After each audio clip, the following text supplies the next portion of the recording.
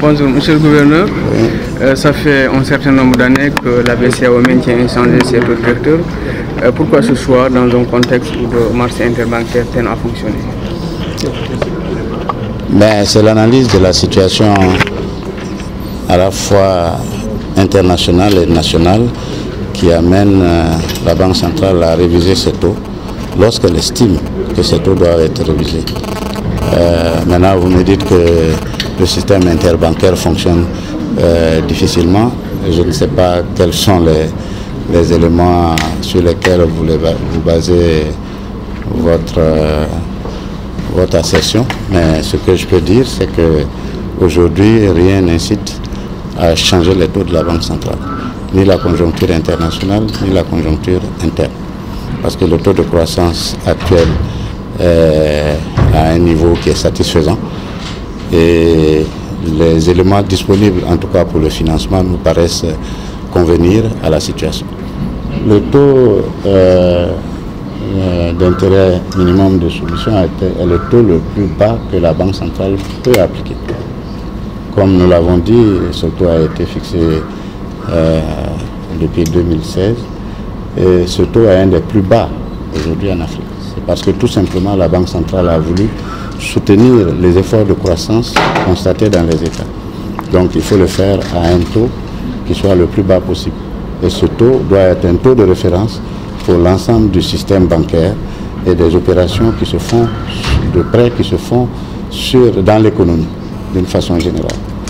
Le taux du prêt marginal, c'est le taux ultime, c'est le taux le plus élevé que la Banque centrale peut faire. Tout dépend de la situation des banques et tout dépend aussi de la nature des concours qui sont sollicités pour faire face justement au financement de l'économie. Donc c'est pour ça que nous maintenons inchangé ce taux, parce que pour l'instant, rien dans la situation économique actuelle qui est bonne pour l'Union, rien en ce qui concerne l'inflation, c'est-à-dire la hausse des prix, ne nous permet de modifier ce taux. Et qu'en est-il actuellement de cette inflation? L'inflation a été négative au premier trimestre.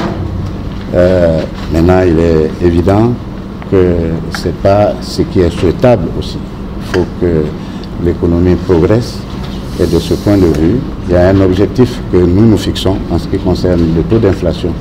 Nous ne devons pas dépasser de 3%. Mais et c'est pour ça que nous prenons toutes les dispositions en matière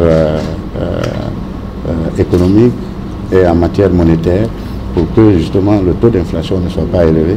Parce que s'il est élevé, c'est une contre-performance au niveau de l'économie et de tout ce qui est production et de tout ce qui concourt à la croissance de l'activité économique dans son ensemble. Mais au deuxième trimestre, le taux est passé à 0,7%, 0,8%, ce qui est tout à fait normal parce qu'il y a un certain nombre de produits qui ont augmenté et c'est tout à fait normal que l'inflation soit passée à ce niveau. Mais pour la fin de l'année, nous pensons que nous aurons un taux d'inflation d'à peu près 1,7%, ce qui est raisonnable et qui est largement dans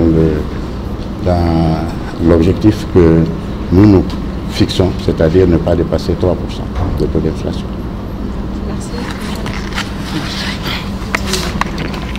Monsieur le gouverneur, quand vous parlez du marché interbancaire, c'est qu'il a été souligné lors d'une réunion de la BCEAO nationale que les banques ne se prêtent pas ainsi entre elles. Et donc, les décisions de la BCEAO, j'imagine, prennent en compte cet aspect.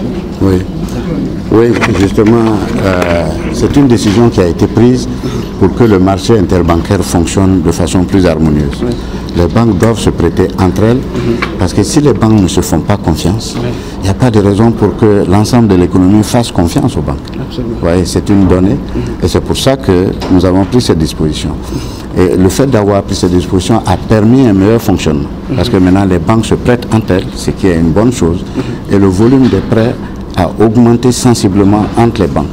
C'était un des objectifs que nous recherchions et cet objectif, il n'a pas été entièrement atteint parce qu'il faut aller encore plus en avant, mais il y a déjà un début qui est prometteur Et c'est pour ça justement qu'il ne faut pas changer les taux, puisque les choses commencent à aller dans le sens de ce que nous souhaitons. D'accord. Merci beaucoup pour Voilà. cette précision. Merci.